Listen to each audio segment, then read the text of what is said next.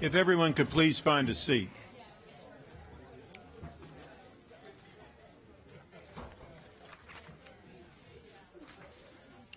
Good afternoon, everyone, and thank you for being with us. As you can tell, we have a number of public hearings this afternoon. If you have not done so already, please hand your testimony to the clerk seated to my left and your right. Please advise the clerk if you are a substitute speaker for your organization and hand in your testimony.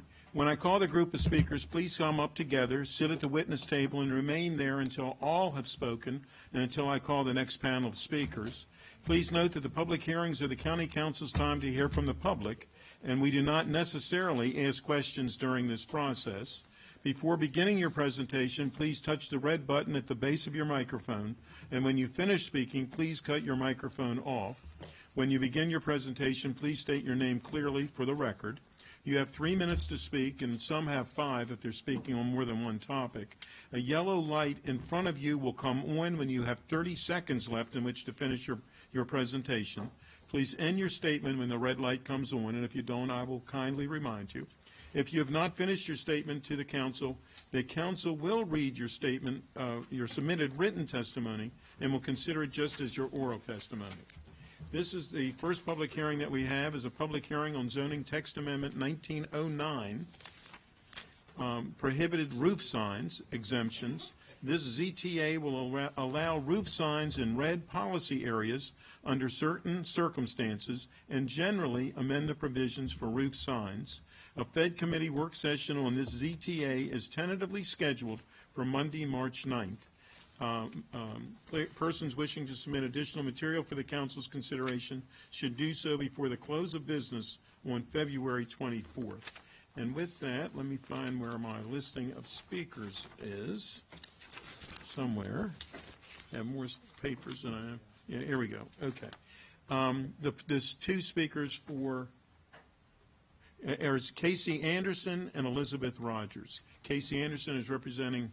He's not here. Someone's going to be representing Casey Anderson from the Montgomery County Planning Board and Elizabeth Roberts from ASHP and 4500 East West Highway, LLC. And if you could please begin. How are you? All right. Thank you, Council President.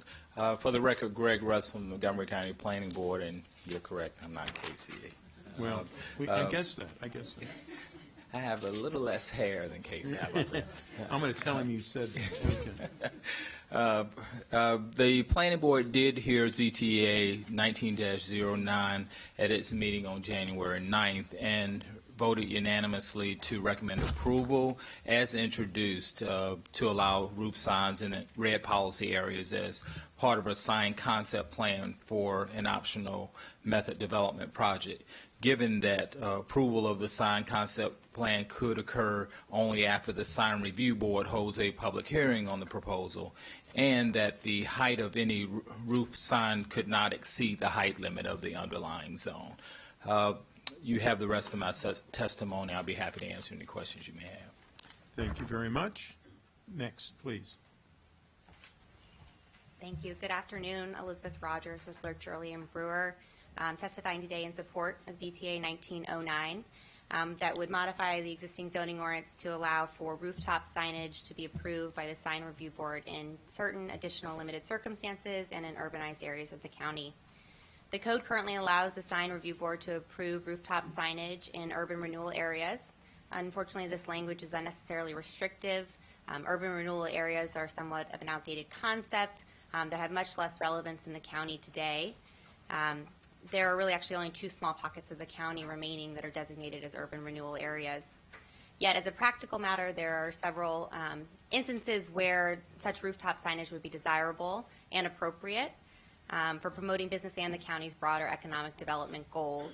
As an example of one such situation, our firm has been working with the American Society of Health System Pharmacists, which is a major employer in the county, to obtain approval of a building identification sign at 4500 East West Highway, which is their current headquarters. ASHP has been located in the county and in Bethesda in particular, for over 50 years. Prior to relocating to 4500, they owned and occupied the now demolished building at 7272 Wisconsin Avenue for 25 years. They sold their Wisconsin Avenue property to accommodate, among other things, the construction of the Bethesda Purple Line station. Signage for ASHP is critical to inform their visitors and members of their new location. It's also a familiar and recognizable feature in Bethesda and in the skyline of Bethesda, given their long-term presence within the community. Unfortunately, since relocating to 4500 East-West Highway, they've learned that constructing and installing a building identification sign on the building is infeasible, given some structural incompatibilities that prohibit installation of a building on the all-glass facade. So the only viable alternative in this instance is to install a rooftop sign. This would be on the roof of the building with several other building features, including the penthouse, railings, and other elements. Unfortunately, given the outdated limitations of the code, there's currently no such mechanism that they could request sign review board approval of such rooftop sign because they're not located in an urban renewal area. This DTA will provide necessary flexibility for ASHP and other similarly situated property owners and tenants by providing a path forward for them to seek approval. Under the proposed DTA, any such rooftop sign will be limited to the county's transit-accessible urbanized areas like Bethesda, and must be approved by the sign review board, which is tasked with ensuring compatibility with the surrounding area. And for these reasons, we encourage your support of CTA 1909 and would be happy to answer any questions. Thank you very much. There's no question, so thank you. The next agenda item is number 8, which is a corrective map amendment, H 130, for the Tacoma Park Master Plan to correct 5 parcels that are incorrectly zoned as a result of a mapping error approved through Section Map Amendment G 791 and incorrectly recorded property boundaries for 7201 Carroll Avenue, 7211 Carroll Avenue, 7221 Carroll Avenue, and 0 Carroll Avenue, and 0 Columbia Avenue between Grant Avenue and Philadelphia Avenue. Action is tentatively scheduled for Tuesday, January 21st. Persons wishing to submit additional material for the council's consideration should do so before the close of business on February 17th. And there are no speakers for this hearing. The next item is item number 9, and that is public hearing on Bill 3619, Contracts and Procurement, Office of Grants Management, established. This bill would establish an Office of Grants Management as a principal office of the executive branch, alter the circumstances in which a contract may be awarded without competition, prescribe the authorities and responsibilities of the Office of Grants Management, and generally amend the law regarding grants and related functions. A joint government operations, Health and Human Services Committee work session is tentatively scheduled for Thursday, January 30th. Persons wishing to submit additional material for the council's consideration should do so before the close of business January 27th so that your views can be included in the material which staff will prepare for the committee's consideration. If you would like to follow the progress of a council bill, the council website has a subscribe function. Go to the council website and use the View Council Records and Legislative Updates link to learn how.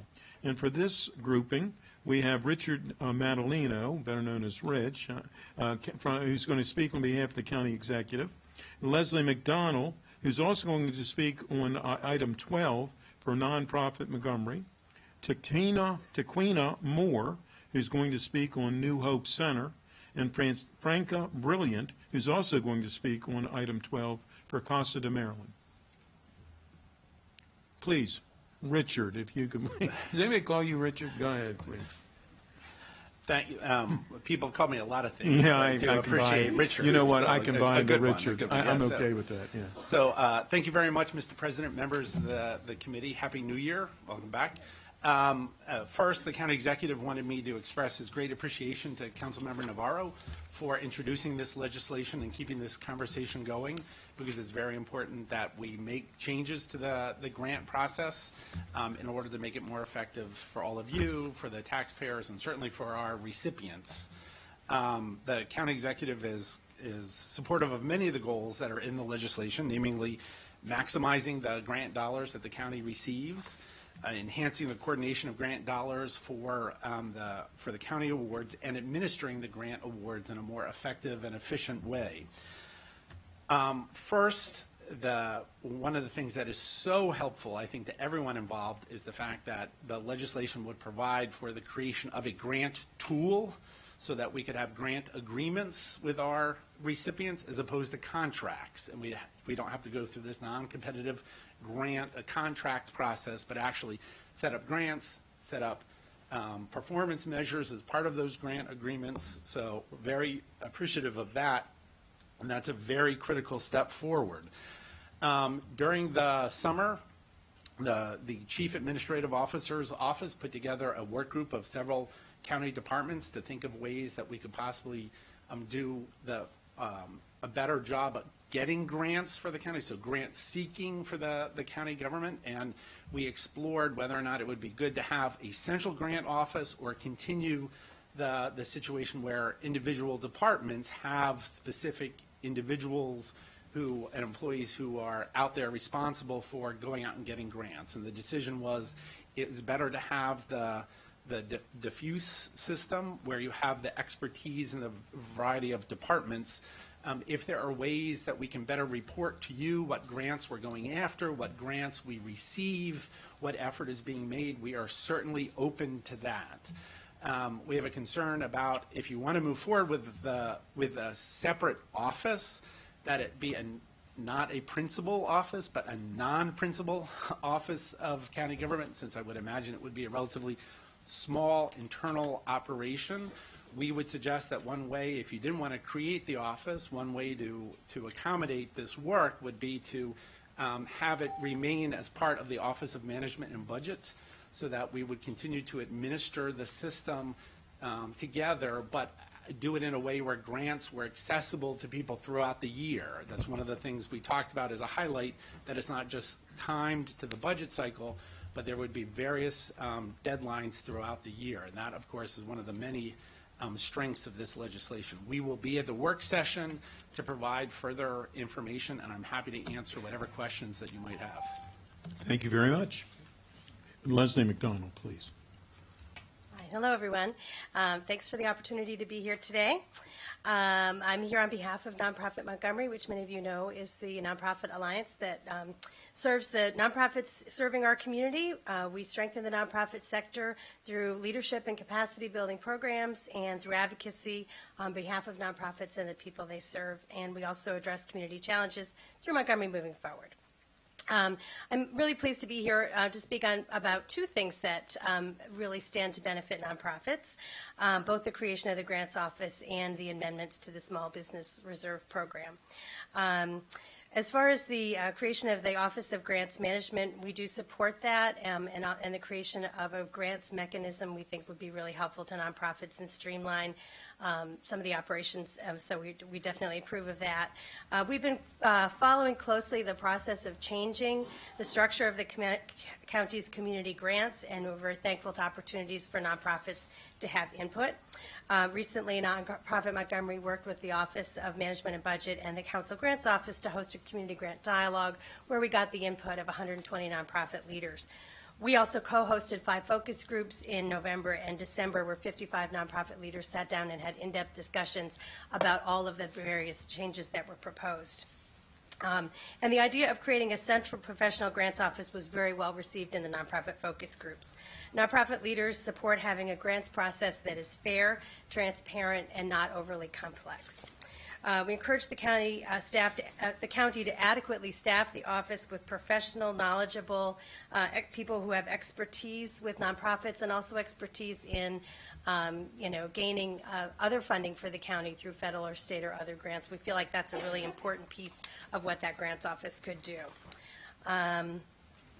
We hope that the Office of Grants Management will be a helpful resource to nonprofits without trying to stray into the lane of being a nonprofit capacity builder. And overall, the only concern that was expressed in the focus groups is that a new grants office might be tempted to make the grants process more bureaucratic, and that's something we would not want to see. But Nonprofit Montgomery and our board of directors and our member organizations are ready to partner with the new Office of Grants Management. We convene a DHHS advisory committee where we bring together DHHS leaders and nonprofit leaders to work through issues and policies, and we would love to be able to do the same with an Office of Grants Management so that the nonprofits have input going in. We think that will make it better for everybody. But thank you again for the proposal, and let me just go on and talk about the Small Business Reserve Program. Nonprofit Montgomery supports as the Bill 3619, the proposed amendments to the local Small Business Reserve Program. In particular, we support the proposal to open the program to nonprofit organizations that meet the criteria for local small businesses. As you all know, nonprofits are an important part of our local economy. We provide jobs, we purchase supplies, we rent office space, we buy vehicles, have accounts at banks, and procure services like accounting help and buying insurance. So we are big contributors to the local economy. And in 2017, 13% of the private sector employees here in Montgomery County actually worked in nonprofit organizations. So that gives you a sense of the size of the contribution. Most local nonprofits would qualify as small businesses under the provisions in the amendments. And of the over 5,000 nonprofits that reported revenue last year, 96% of them had budgets under $5 million. Most were much smaller than that, so that they would qualify for to be eligible for the program. Nonprofits operate efficiently. We make the most of our resources and balance our budgets to be sustainable. Like for-profit businesses, nonprofits exist to solve problems and create value. In the case of nonprofits, the value is alleviating human suffering or addressing a community issue like hunger or homelessness. Given the important contributions of nonprofits, we think it's only fair that they should be able to participate in the small business program. And the bottom line is things that benefit nonprofits benefit our whole community. Thank you. Thank you. Jaquina Moore? No? Franca Brilliant. Good afternoon, everybody, and thank you again for giving us an opportunity to testify today. I am speaking to both of the bills. I'll start with the Office of Grants Management and then go on to the Local Small Business Reserve Amendment. So I'm here representing CASA, which is the preeminent immigrant rights and advocacy organization in the Mid-Atlantic. We've been providing services in Montgomery County for over 30 years, and we are incredibly grateful for the long-standing support of the Council for our low-income immigrant and Latino populations in the county. We are testifying in support of this bill. The community grants mechanism has been a really important way that the county has provided funds to hundreds of nonprofit partners, including CASA. And the nonprofits leverage these funds to build additional resources. So with this money, we are actually bringing in additional resources to serve the needs of the county's most vulnerable populations. As you are well aware, as the number of applications and awards has grown, the county has really, the process has become somewhat cumbersome for both the county side and the grantees, and we really appreciate both the work that the executive and the council have done to look at the process, to gather feedback from the nonprofit community, some of the things that Leslie mentioned, the outreach. We have been an active participant in those conversations, sharing our perspective as a longstanding grantee and partner, and also as an organization deeply rooted in the immigrant and Latino communities. We hope that this office will help to streamline and professionalize the grants process. We know that that is part of the intent here. We've already begun to see some positive changes in the application process, and again, we thank you for that, and we look forward to the final outcomes of that review. In keeping with what some of my fellow speakers have said, we really hope that this process will also take a look at the award side, the procurement side, and streamline that as well, so it functions more as a grant program than a procurement. We, in keeping with what Leslie said, we'd really like to encourage the new office to collaborate with the nonprofit community through a commission or some other advisory group, and we would be happy to participate in that. We want to very strongly support the grants office in the charge to find additional funding for the county. We really hope that the office succeeds in that, and we'll be happy to support in any way that we can. So thank you again, and just want to thank particularly Josh Waters and Carolyn Chen, who have done also a lot of outreach on this effort. I'm going to go on to the next bill, and then I'm happy to answer any questions if you have any. So I won't make the point again, but nonprofits are an important part of our economy. You heard some of the data about it. In addition to all of the things that Leslie mentioned, the purchasing, the jobs, the investment in the community, nonprofits also help actually create small businesses. So CASA in particular has been working with entrepreneurs in the Latino and immigrant community. And last year, we helped create about 22 businesses, mainly in the Long Branch area, which meant that the entrepreneurs involved increased their hourly wages from 14 to 25 to 30 an hour. So a pretty significant impact on those families. We really appreciate the intention to expand this program to include nonprofits. Nonprofits have deep knowledge of their communities and extensive networks, and that means, as you all know, that they can be very effective at providing certain services, and they should be able to compete, with other small entities.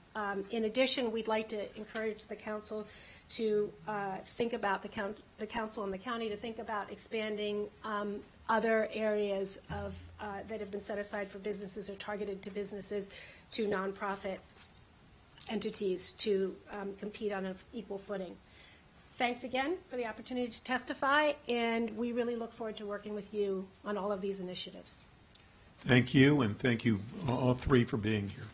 The next item that we have is action item 10, and this is a public hearing on Bill 3719, Economic Development Fund, use of fund and remedies for noncompliance. This bill would require recipients of Economic Development Fund assistance to agree to certain terms and conditions regarding the use and repayment of the assistance, alter eligibility requirements for the Small Business Innovation, Research and Small Business Technology Transfer Matching Grants, require the repayment to the county of Small Business Innovation, Research and Small Business Technology Transfer Matching Grants in certain circumstances, impose remedies related to the provision of false or fraudulent applications and the use of funds assistance for unauthorized purposes, and generally amend the law related to the Economic Development Fund. A Fed committee work session is tentatively scheduled for Monday, March 16th. Persons wishing to submit additional material for the council's consideration should do so before the close of business, March 11th, so that your views can be included in the material for which staff will prepare for the committee consideration. We have one speaker this afternoon, and that's Thomas Hundley. Mr. Hundley, are you here? Okay. Next is agenda item 11.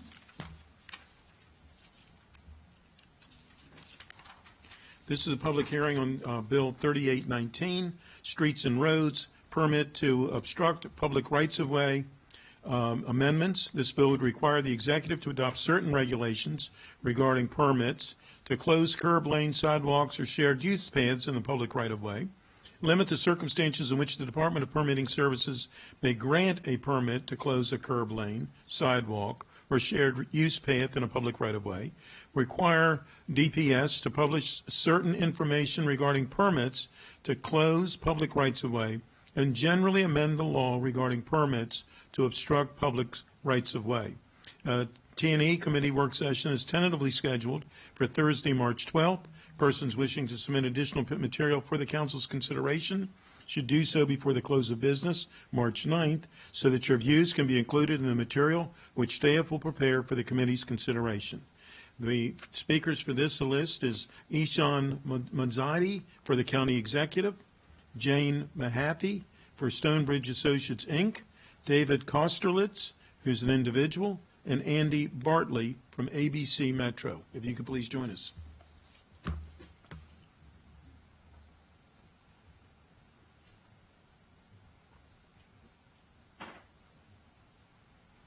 Is Sean here?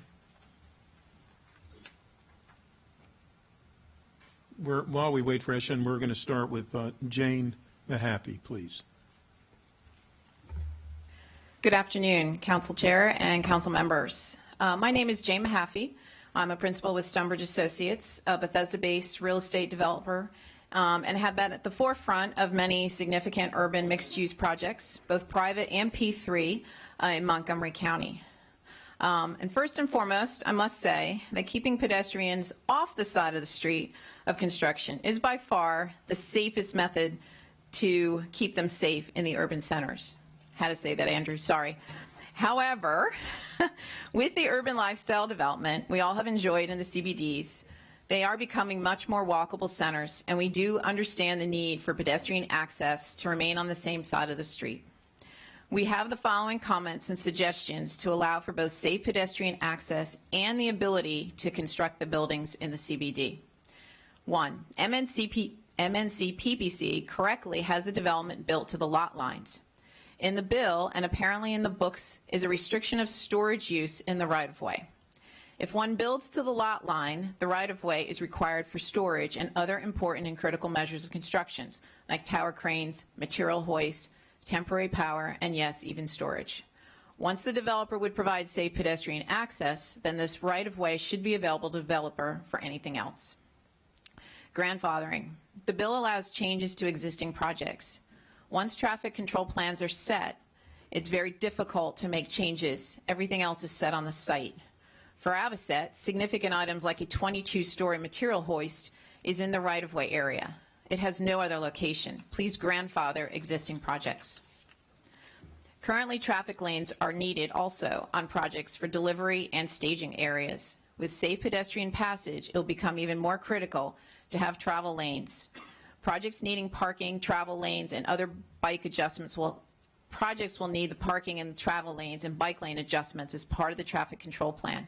We'd like to suggest that DOT and DPS need to work together so that road lanes are also available for projects. The temporary closures need to stay in the bill, and that the director can override the regulations also needs to stay in the bill. There will be projects where there's not enough right-of-way and not enough road network to accomplish construction and safe pedestrian passage. If you look at DC, Alexandria, even New York City, where similar regulations are in place, please note that the trucks will go through pedestrian passage to get onto the site, and material is hoisted up and over sidewalks and the pedestrian sidewalks. So creative use of airspace will also need to be allowed. We all want pedestrians to be safe. We obviously want to be able to continue to build the great economic centers that Montgomery County has.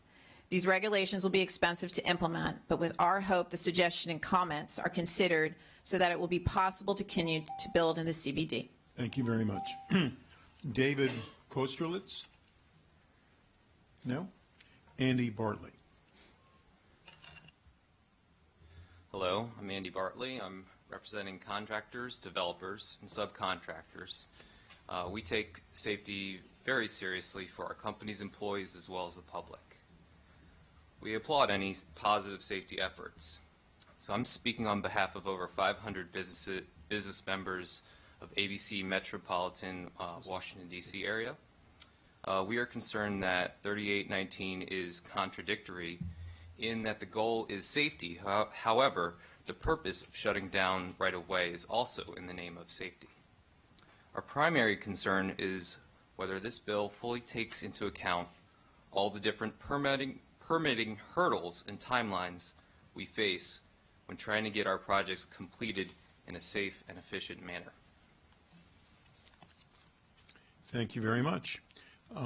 For the county executive, it will be Dale Tippett, please. Hello, I'm Dale Tibbetts. I'm pleased to provide testimony on behalf of the county executive in support of Bill 3819, which would alter and clarify circumstances in which the Department of Permitting Services may issue a permit to temporarily close a public sidewalk or walkway in connection with a repair or construction.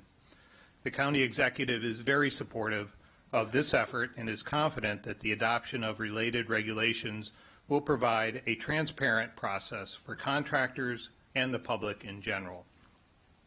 The intent of the bill is to increase pedestrian safety, minimize the disruption and inconvenience to businesses and the public, and to provide important information related to these closures to county residents, businesses, and others who are impacted. The subsequent regulations will provide clearer expectations and allow for better planning for those involved in construction activities. Bill 3819 will also limit the time period in which certain types of public right-of-way closures will be allowed. Executive staff is available to assist the council as this proposed bill proceeds. Thank you for this opportunity. Thank you very much. We have no questions of the speakers. Thank you for being here. The next item is item number 12. This is a public hearing on Bill 3919, Contracts and Procurement, Local Small Business Reserve Program, also called LSBRP, amendments. This bill would define a direct purchase, alter the definition of a local small business to permit the participation of a nonprofit organization, increase the minimum percentage of contracts that must be awarded to small businesses, establish a goal to award certain direct purchases to local small businesses, alter reporting requirements, and generally amend the local small business reserve program. A Government Operations Committee work session is tentatively scheduled for Thursday, February 6th, Persons wishing to submit additional material for the council's consideration should do so before the close of business February 3rd, so that your views can be included in the material, which staff will prepare for the committee's consideration.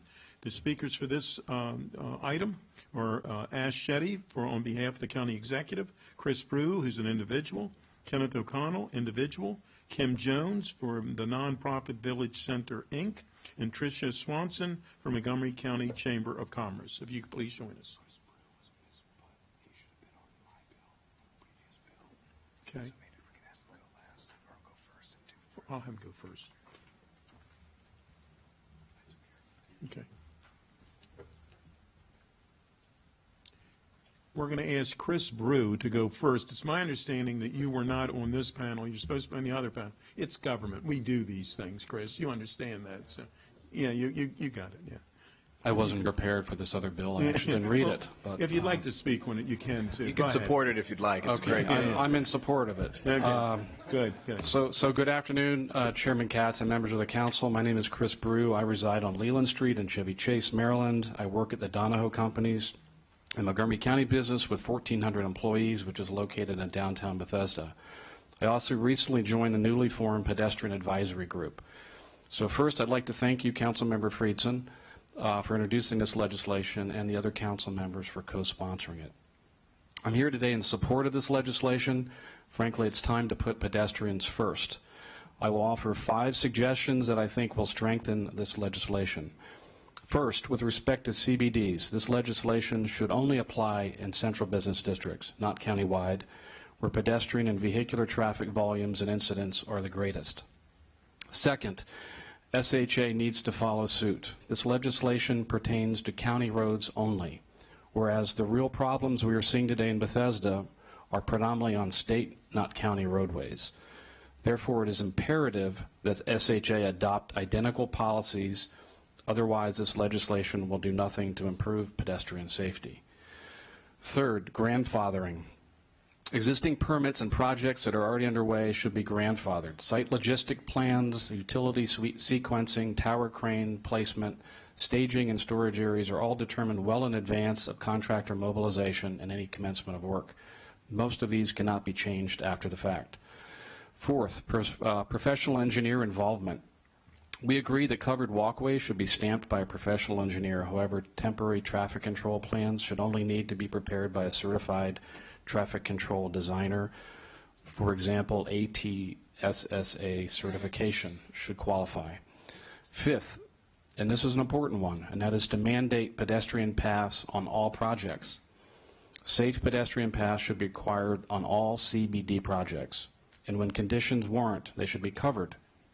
So long as safe pedestrian paths are provided, however, the contractor should have full use of the public right-of-way for project-related equipment and staging.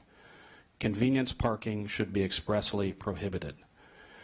Site constraints may sometimes warrant that safe pedestrian paths be located in protected curb lanes. Yes, I said curb lanes, and some of you know that for years I've been highly critical of utilizing curb lanes for anything other than automobiles during peak rush hours. However, the frequency of pedestrian car near misses that I personally and our employees have experienced in downtown Bethesda is frightening. It's time to put our pedestrians first. In conclusion, we agree that something needs to be done, and soon. There are currently separate competing rules and regs for county and state roads. And again, the problems we see in Bethesda are not on county roads, they're on state roads, Wisconsin Avenue by example. Without the state on board, this bill will have no impact. Again, I'd like to thank the council members for taking time to address this initiative and improve pedestrian safety and bring Montgomery County and the state highways policies together under one coordinated, consistent guideline. Thank you very much. Thank you for your consideration. Thank you. Next is Ash Shetty, please. Hey, good afternoon. I'm Ash Shetty, Director of the Office of Procurement, and I'm here on behalf of County Executive Mark Elrich to ask for the Council's favorable consideration of Bill 3919 to amend the LSBRP law. Bill 3919 is intended to expand LSBRP opportunities to nonprofit entities. Previously, LSBRP solicitations were reserved only for for-profit entities. Hence, nonprofit organizations were not able to participate in LSBRP reserved solicitations. This amendment will open up more county-funded contracts to nonprofit entities. It will also increase the eligible vendor pool and allow local vendors, for-profit and nonprofit, to benefit from the LSBRP program, and therefore it will increase the county's LSBRP contracting volume. Another amendment in this bill is to increase the LSBRP contracting goal from 20 to 25%. According to the county's procurement report, the LSBRP spend has been exceeding the 20% level for the last several years. An increased goal would incentivize using departments to reserve more contracting opportunities for local and small vendors. Further, in order to encourage more purchasing with local businesses in response to feedback and input from the business community, Bill 3919 establishes a 50% goal to award certain direct purchases, that is, purchases under $10,000 to local small businesses. I think this will help local small businesses get their foot in the door when it comes to county contracts and ultimately benefit them for larger, when it comes to getting larger contracts as well. Bill 3919 is one of many efforts that the county is making based on the business community's feedback to enhance our existing compliance programs and procurement procedures. County Executive Elrich believes that passage of this bill will help us to better serve our business community. Thank you for the opportunity to testify today. Thank you. Next, Kenneth O'Connell. Good afternoon. My name is Ken O'Connell, and I'm here today representing the Montgomery County Small Business Association. First, I want to thank the entire council for this opportunity, and particularly Councilman Jawando for advancing Bill 3919 to this stage and allowing me the opportunity to speak to you here today. I am here representing Montgomery County Small Business Association, and our mission is that the Montgomery County Small Business Association is to enhance, support, promote, and sustain local small business. That's what we're all about, and here in Montgomery County. One focus for our organization has been procurement by Montgomery County government. I'm proud to say that I'm a lifelong resident of Montgomery County. I'm also proud to say that this is actually the 26th year of my company's existence here in Montgomery County, and the entirety of that time has been as a local small business, even prior to the existence of the legislation. I live here, I work here, I pay taxes here. My company has been here for 26 years, and it pays taxes here. My employees vote in Montgomery County, and I vote in every election. Bill 3919 would amend the Small Business Reserve Program to, one, permit participation of nonprofit organizations. We support that. Number two, to increase the minimum percentages of contracts that must be awarded to local small businesses. We support that. Establish a goal to award certain direct purchases to local small businesses. We support that. And four, alter reporting requirements. And we support that as well. So we support the entirety of this bill. I want to focus for just 1 minute on some irrefutable facts. Fact number one, over 95% of the businesses in Montgomery County are small businesses. If that definition is increased from 50 to 100, that percentage goes to 98%. Fact number two, small businesses are important to Montgomery County's economy. Fact number three, keeping more county business in the county is a good thing for all of the citizens of Montgomery County. Here's what you can do. I respectfully request that the Montgomery County Council can, one, help Montgomery County small businesses in any way that you can. Two, help Montgomery County small businesses compete for Montgomery County government contracts. And three, increase the proportion of Montgomery County tax dollars that remain here in Montgomery County. There is no legitimate argument, policy, legal, statistical, or otherwise, that this legislation is not good for Montgomery County. I support Bill 3919. The Montgomery County Small Business Association supports Bill 3919 because it's good for Montgomery County businesses, it's good for Montgomery County taxpayers, and it's good for Montgomery tax base. Please listen to Montgomery County small business owners and pass this legislation. Thank you. Thank you. Next, Kim Jones. Good afternoon, council members. I'm Kim Jones, Executive Director of the Nonprofit Village, the county's incubator and shared space for nonprofits. Through our educational and operational support programs, we ensure nonprofit businesses possess the knowledge and the business practices needed in order to be sustainable and increase impact in the community. Our programs serve almost 300 organizations a year. On behalf of hundreds of nonprofits in the county, I want to thank Councilmember Giwando and all the supporting council members for their recognition of charitable organizations as small businesses. At the Village, we work hard to ensure those organizations understand their role as a business is equally as important as their mission to serve. We also understand that not all of the opportunities under this expansion of the local Small Business Reserve Program and the Direct Purchase Program will be relevant to every nonprofit. The effort to increase the threshold to 25% and build more awareness of the opportunities for nonprofits and minority businesses will be important to the success and accountability in awarding these contracts. The increased awareness among the county agencies will show that nonprofits offer skills and services, such as training or consulting, that will be valuable to numerous agencies. I also want to encourage you to note that nonprofits would benefit from expanding, as we shared with Councilmember Giwando before, expanding the eligibility of the MOVE program to nonprofits.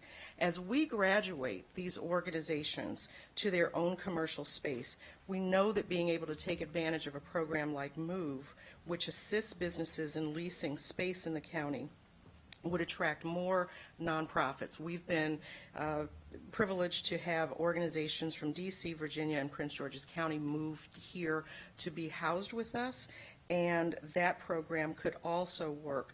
As it exists now, any organization that's in a current co-working space that is a for-profit business or incubator space in the county qualifies for those grants. Nonprofits could as well. Incorporating those nonprofits into the MOVE program could increase impact, help the organization save money, and help commercial landlords fill some of the empty space. I'm confident that our partnership with MCEDC, particularly their work in helping nonprofits create business plans, not always just strategic plans, along with the programs proposed by Councilmember Giwando, are the right step in advancing nonprofit businesses and ensuring more opportunities for them to remain viable and sustainable. Thank you for your continued support of the sector by focusing on expanding nonprofit businesses. Thank you. Tricia Swanson, please. Good afternoon and Happy New Year. My name is Tricia Swanson. I am Vice President of Government Relations for the Montgomery County Chamber of Commerce. I'm also here on behalf of my chamber, the Bethesda Chamber, the Silver Spring Chamber, and the Gaithersburg Germantown Chamber. You have our joint letter in support, and I won't repeat what we wrote on there. We did want to express our appreciation for Councilmember Giwando and his office for what we hope is the first of few bills making needed tweaks and changes to the LSBRP. And overall, our county spends over $1 billion in procurement, but most is not available for the LSBRP or other programs because of various exemptions. By raising the threshold to 25% from 20%, you're giving more of the pie to local businesses, but there should be a review of exemptions as a whole. And as it relates to direct purchases in the legislation, it's just good governance to have more transparency as to who gets these contracts and what they're for, and then potential policy discussions and legislation can follow that. With that, again, we thank Councilmember Giwando and urge a favorable report. Thank you very much. Councilmember Reamer. Thank you. Appreciate the testimony. Kim, that was a very interesting concept about the MOVE program, and we'll certainly take a look at that at the Fed committee. Typically, we make changes to that on the executive through administrative changes. So we can talk to the executive branch about that and bring it up when we review that program this spring in the budget process. So thanks for that interesting idea. I'm sure many council members were intrigued by it. Thank you, and thank you to the panel. There's no other questions. Next is Agenda Item 13. This is a public hearing on Expedited Bill 4019, Inspector General Staff Amendments. This bill would authorize the Inspector General to hire one or more deputies as a term merit employee, authorize the Inspector General to hire other staff of the office as a merit employee, and generally amend the law governing the staff of the Inspector General. Action is tentatively scheduled for January 21st. Persons wishing to submit additional material to the council for their consideration should do so before the close of business January 15th, so that your views can be included in the material which staff will prepare for the committee's consideration. The speakers for this item are Megan Davy Lamarzi, the Inspector General, and Melissa McKenna as an individual. Please. Thank you. Good afternoon, Council President Katz, Vice President Hucker, and members of the Council. For the record, my name is Megan Davy Lamarzi. I am the Inspector General for Montgomery County. I'd like to begin this afternoon by thanking the members of the Government Operations and Fiscal Policy Committee who have again supported the Inspector General's office and introduced Expedited Bill 4019. As I work to expand the OIG so that we can meet our newly delegated audit tasks, I'm also working to build a solid foundation which will remain long after I am here. And one key component is changing the categorization of the Inspector General's employees from term merit employees to merit employees. This bill would make any future OIG employees other than Deputy Inspectors General full merit employees. Currently, all OIG employees are categorized as term, which means that when the Inspector General's term ends, their employment would have to be contingent upon reappointment by the new Inspector General. I've come to understand that the initial idea behind this classification was to allow each IG the full independence and authority to choose her or his own staff and to not have to carry over anyone she or he did not wish to retain. However, an unintended consequence of this system is that it breeds great uncertainty for employees as the end of an IG's term approaches. It can be a hindrance in recruiting, and ultimately it can create an organizational void. In fact, when Mr. Blansett, my predecessor, came into the position, he only had one employee remaining, and he had to rebuild the entire office. This type of rebuilding, as everyone knows, can take months or a year in government, and it really affects the OIG's ability to establish its credibility, and not to mention is incredibly ineffective and not good use of county resources. Expedited Bill 4019 balances the original interest of giving deference to an IG to allow her to keep any deputy positions as a term employee and choose, while supporting the organization's interests in continuity and stability. And in light of the audit work that we will be taking on under Bill 1119, which this council passed in the fall, it really is critical to retain that institutional knowledge and stability. I thank you all for your continued support of the OIG. Thank you very much. Melissa McKenna. Good afternoon. My name is Melissa McKenna. Thank you for the expedited consideration of Bill 4019, Inspector General Staff, for which I am here to voice my support. Not only will this allow continuity of staff from term to term and pass on critical institutional knowledge, but it will create flexibility to add staff as necessary to the Inspector General's office. This isn't a controversial issue, so I'm here to tell you why it's important right now. Last month, I testified to the state delegation to share my strong support of State Bill MC 1420 to enable the County Council to grant the Inspector General authority over MCPS and the Board of Education. Thanks to Senator Kramer and Delegate Solomon for this final piece of legislation to ensure transparency and accountability of county agencies. With the passage of MC 1420, our Inspector General will have lots more to do. As you know, I have spent the past many years getting MCPS tons of money, and yes, from you. Thank you very, very much. Now that we've gotten the money, where does it go? We need to examine what's really going into the cost of MCPS projects and how they are built. The new Seneca Valley High School started with a price tag of $155 million. It's now at $175 million. Last week, the Board of Ed approved a change order for an additional up to $4.6 million for the career technology education build-out. I call this the Tesla Model X project.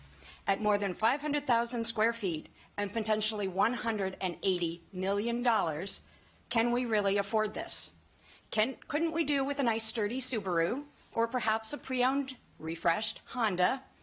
Such an expensive price tag for one project rings tone deaf to the needs of many other MCPS schools, much less to what other counties may think of us. Even Baltimore City is building 2 new net zero energy schools for roughly the same price as conventional construction. Then there's Gaithersburg Elementary School number 8. Somehow, inexplicably, that price tag jumped from $26 million in the last CIP to $39 million in the Board of Ed recommended FY21 CIP. I'm not quite sure why. I greatly appreciate the county's funding of our school construction and capital projects. However, we need to stretch the funding as far as it can go. The oversight authority granted in State Bill MC 1420 will not duplicate state audit efforts and is actually very necessary for 2 reasons, besides the obvious that the county puts in the most money. From the superintendent's recommended FY21 operating budget brief, the Public School Construction Program Office of the Interagency Committee on School Construction audits the use of state construction funds provided to Maryland schools every 2 to 3 years. PSCP last conducted its audit of MCPS in 2015, and it's been a while. They blame turnover in staff as to why it has not been conducted since. We need to make sure we are examining all of our funds. Thank you for your support. Thank you. Councilmember Jawando. Thank you, Council President. Thank you, Ms. Lamarzi. Just a quick question. The deputies, how many deputies are currently in the office? The office has 1 now, and I just received word right before I came here that OHR has signed on to the 2nd deputy that will run the audit division. So I hope to get that advertisement out next week. Hot off the presses. So those Yes. 2 would be allowed to be term merit, and They then would continue everyone as else term. in the office could be? Okay. Correct. Thank you very much. Thank you. And thank you. There are no other questions. Next is agenda item 14. This is a public hearing on a supplemental appropriation to Montgomery County Public Schools FY20 capital budget and amendments to the FY19-24 capital improvement program in the amount of $1,462,000 for school security systems, state school safety grant programs. Action is immediately scheduled following this hearing, and this hearing has no speakers. Is there a motion? Who was the first person? Councilmember Jawando and Councilmember Navarro moved and seconded. All those in favor, please raise your hand. Opposed? It carries unanimously. Thank you very much. And as you note, the clerk has told me that I need to say who's making motions, so I need all the help I can get on that. Thanks. Yeah, you got my back literally all the time, not just on this one. Next is agenda item number 15. And let me turn the page here. This is a public hearing on a special appropriation to the county government's FY20 operating budget for the Department of Health and Human Services in the amount of $164,279 to increase the number of school community health nurse positions. Action is immediately scheduled immediately following this hearing. We have 1 speaker, and that's Nancy Austin.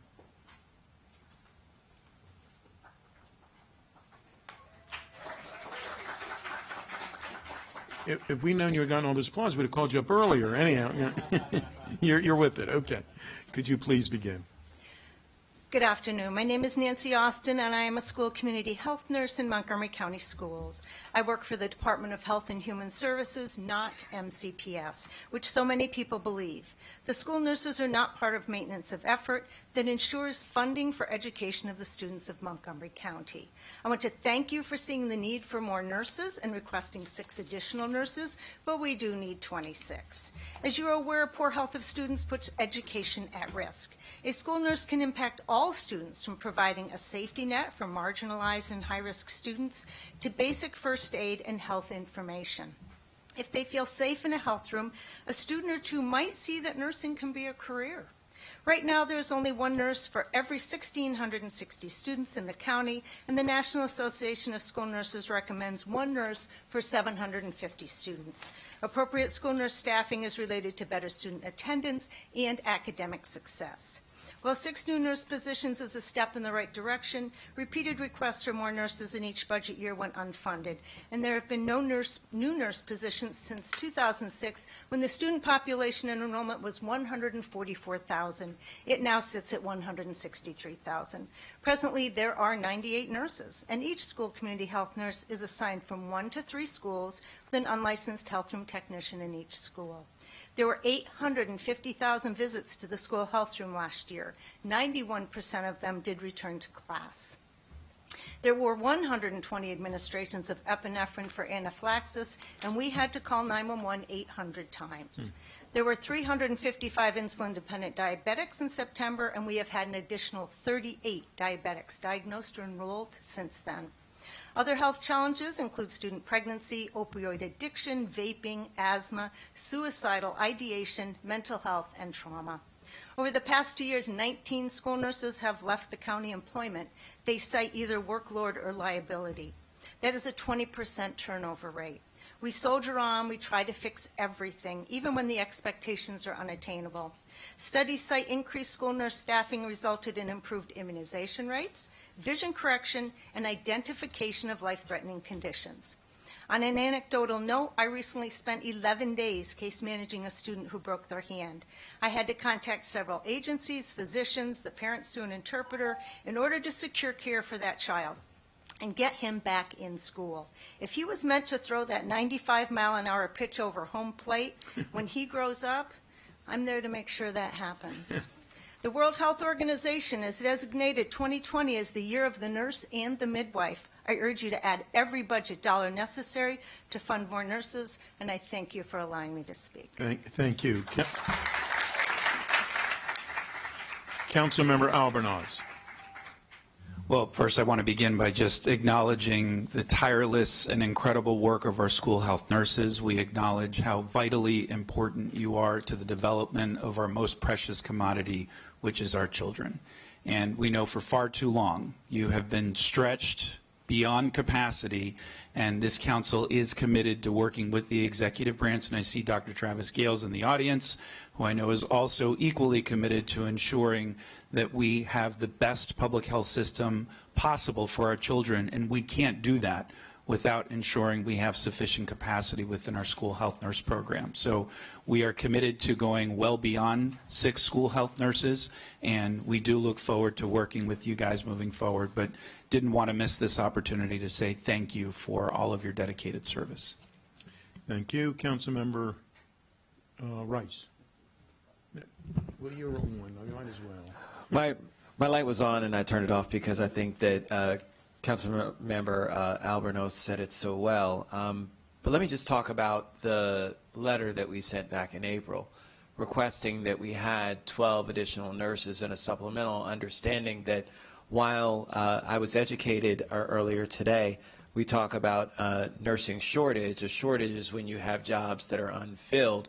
We actually need those positions to actually be in there to begin with. So I'm not sure how we refer to it as, but we don't have as many nurses as we should, and we know this.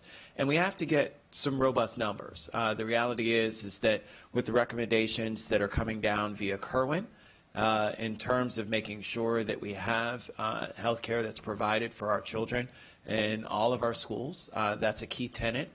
So we need to be out ahead of this curve. And so I hope that the county executive, when he's looking at his budget for this year, operating budget, takes in mind where this council has been, where obviously our school nurses have been, our parents and our children have been, which is we need more nurses now. So thank you very much for your testimony.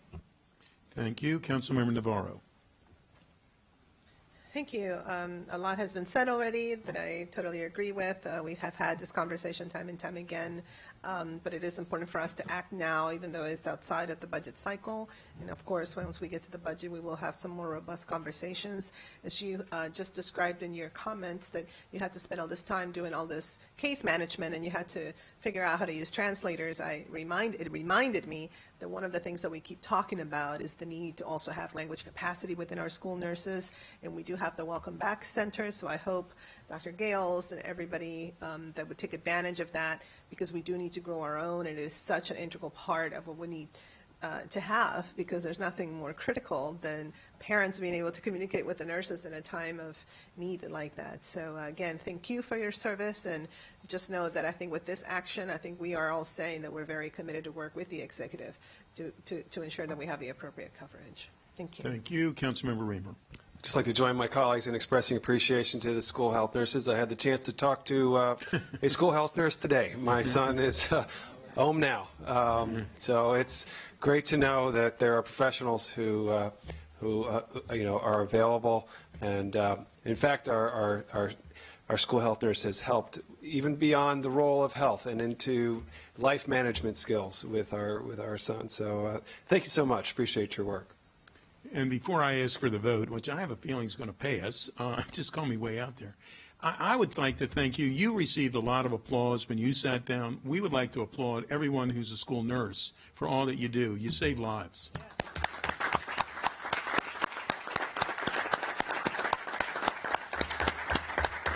And with that, would someone like to make a motion? So moved. No, we're not going to do that. Somebody has to tell me. We have 19 motions over here. All right. How about if we do it? Albornoz and Rice. Everybody else would like to be very close to that. All those in favor, please raise your hand. And that passes unanimously. Thank you all very, very much. And please remember that tonight we do not have the Germantown plan for the town sector zone, a public hearing. It's going to be held at an additional date, another date. So we do not have that this evening. Thank you all very much for being with us. We are adjourned.